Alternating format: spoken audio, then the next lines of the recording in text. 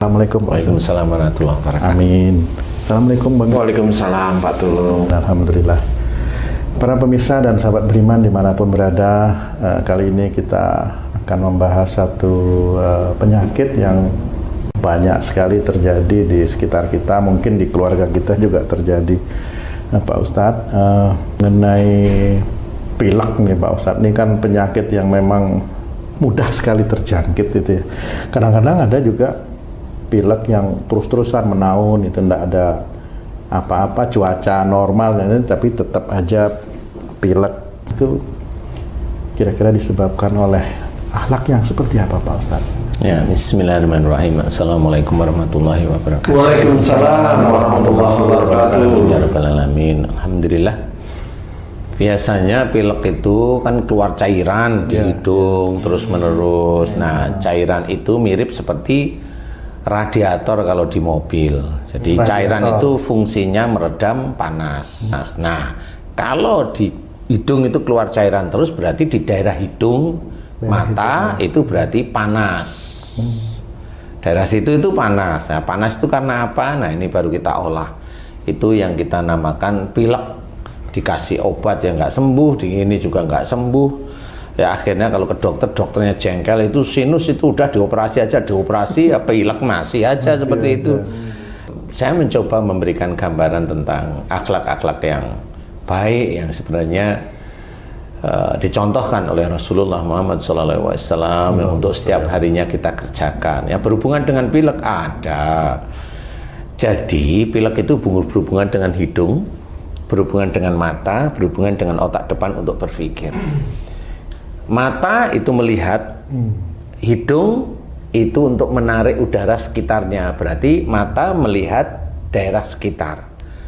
Otak berpikir. Jadi seseorang itu boleh melihat sekitarnya,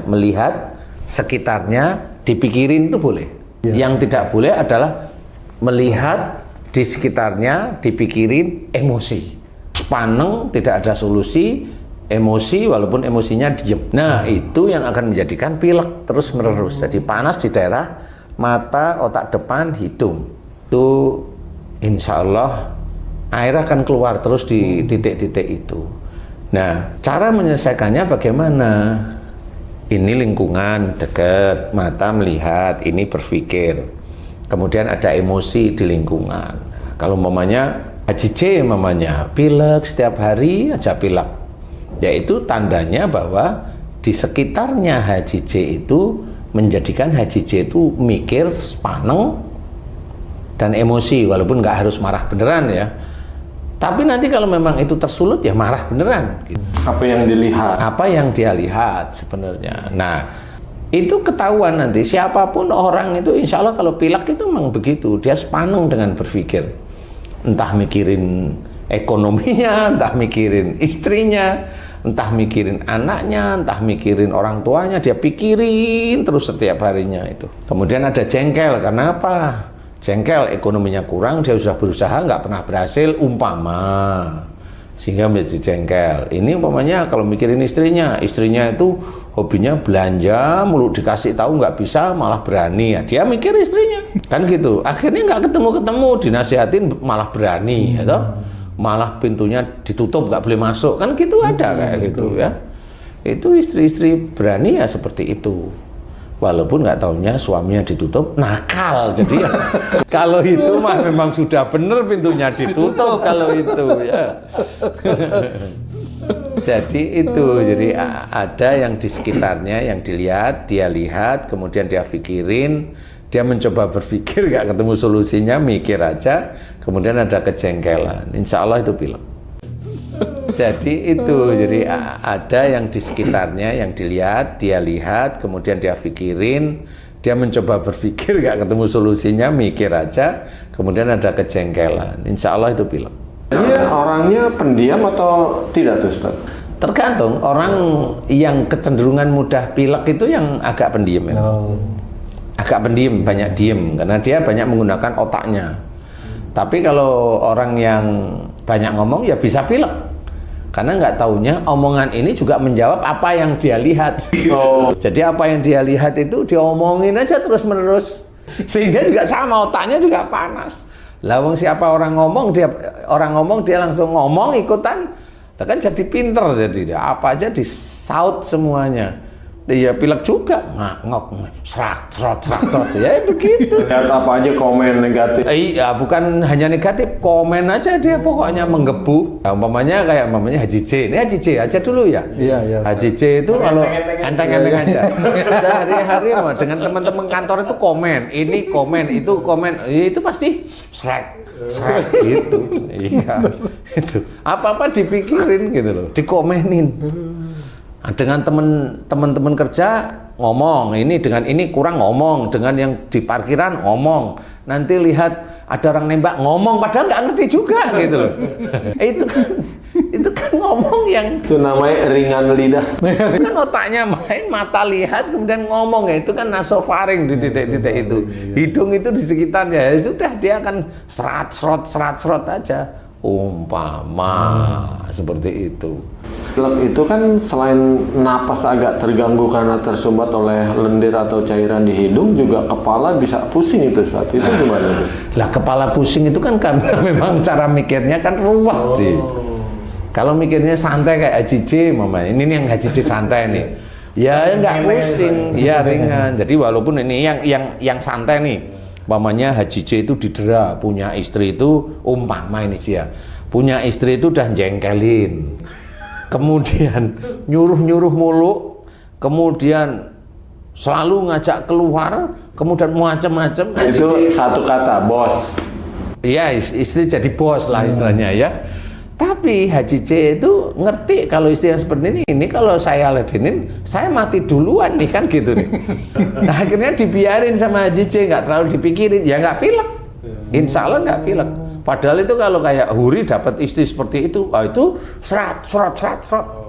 Walaupun kadang-kadang Tung itu ya istrinya nggak ngapa-ngapain, dia serat berarti nggak dengan istrinya. Dulu saya pemilek berat toh. Pemilek berat ya. Dulu berat ya itu ya. Iya seperti itu, di lingkungan itu komen mikir, pokoknya macam-macam diurus, dipikirin pokoknya. Jangan, kalau ingin sembuh ditata cara berpikir itu, ditata. Jadi yang memang itu untuk diri kita ya kita pikirin, kalau enggak ya didengerin aja, nggak usah komen. Kalau memang ada sesuatu masalah kita nggak tahu, dengerin aja. Kalau ada masalah kita tahu, kalau nggak ditanyain dengerin aja, kan gitu. Kecuali ditanyain, nah baru kalau ditanyain berarti itu petunjuk dari Allah Ta'ala agar kita memberikan masukan di persoalan tersebut. Kalau komennya di hati gimana, Ustaz? Ya nggak usah komen, biasa aja, dengerin aja biasa. Akibatnya maksudnya? Nah, nanti skiso, lama-lama ada yang ngomong nanti di dada, kan skiso nanti. Kok di dada saya ada yang ngomong sama saya nih lah. Itu jenenge. Tapi hatinya diajak ngomong ya dia nyaut. Nah, jin yang ngajak ngomong kan sama aja. Seperti itu sih. Jadi intinya seperti itu. Jadi belajar untuk menata cara melihat, cara bicara, cara berpikir, ditata aja. Kalau ada persoalan itu kecil ya dianggap kecil, persoalan itu menengah masalahnya ya dianggap kecil, persoalan itu besar ya dianggap kecil. Yang kecil itu kan bisa macam-macam, bisa memang dia itu bijak sehingga tahu bahwa ini masalah tetap saya serahkan sama Allah Ta'ala, kecil akhirnya. Tapi bisa aja semua masalah dianggap kecil, karena apa? Dia nggak dengar ada masalah. Nggak dengar jadi masalah, kan akhirnya masalah gede itu kecil aja di depan dia gitu. Jadi insya Allah seperti itu. Jadi kalau ingin pileknya itu hilang, insya Allah cara berpikirnya diatur aja, nggak apa-apa. Itu memanage nafsu kita. Nafsu yang mana? Melihat, mikir sepaneng, komen, nah itu kan nafsu sebenarnya. Tapi kalau melihat, mikir sedikit, nggak usah sepaneng, kalau nggak ditanyain, nggak usah ngomong. Itu kan pencegahannya, Ustaz. Kalau pengobatannya, mohon ampun di titik itu tadi. Titik mana? Di mana dia lihat di sekitarnya, hidung itu menghirup udara sekitar, kemudian dia pikirin, kemudian ada kejengkelan. Nah, itu dimohonkan ampunan. Doanya gimana ya? Ringan aja, ya Allah, jika pilekku ini disebabkan karena Jika aku melihat, mendengar, boleh ya, di telinga itu ngikuti nasofaring. Jika aku melihat, mendengar sesuatu di sekitarku, kemudian aku berpikir sepaneng, kemudian ada jengkel, bahkan ada emosi, jika itu menjadi pilek, menjadi salah dan dosa di hadapanmu, ampuni dosa-dosaku. Astagfirullahaladzim. Nah itu fokus, ulangi, nanti kan insya Allah kalau memang itu pileknya itu bertahun-tahun, kalau sudah paham, mulai nanti ringan, insya Allah sembuh. Dan banyak yang sudah diberi kesembuhan oleh Allah Ta'ala. Biasanya dihinggapi pria atau wanita, Ustaz? Pria rata-rata ya, rata-rata itu pria, rata-rata ya. Terus kayak momennya kalau siapa yang pengidap penyakit jantung besar, pria apa wanita? Pria. Wanita ada nggak? Ada sih, tapi jarang, persentasenya kecil. Jadi kalau pilek wanita ada. Tapi rata-rata pria karena dia berpikir yang kuat. Tapi lebih banyak lagi orang yang pilek rata-rata agak pendiam. Ya, ada ciri-ciri tertentu lah istilahnya. Jadi kayak orang yang kena skizo, orangnya itu menyendiri kayak begitu. Seneng ngalamun, mikir sendiri ya seperti itu. Insya Allah. Jadi kalau ingin sembuh, insya Allah seperti tadi yang saya berikan dan dipelajari dan berubah. Sehingga itu kita jadi dengan lingkungan, kita melihat, kita berpikir, kalau memang itu kita di situ di titik itu menjadi imam, ya kasih nasihat, kasih masukan karena kita sebagai imam. Tapi kalau di lingkungan itu kita bukan imam, ya dengerin aja. Seperti itu, kalau ditanyain baru menjawab. Insya Allah seperti itu aman di hadapan Allah Ta'ala, dan itu menjadi amal dari perbuatan-perbuatan yang baik, insya Allah seperti itu. Wallahu a'lam. Alhamdulillah. Terima kasih banyak penjelasannya Pak Ustadz. Masya Allah.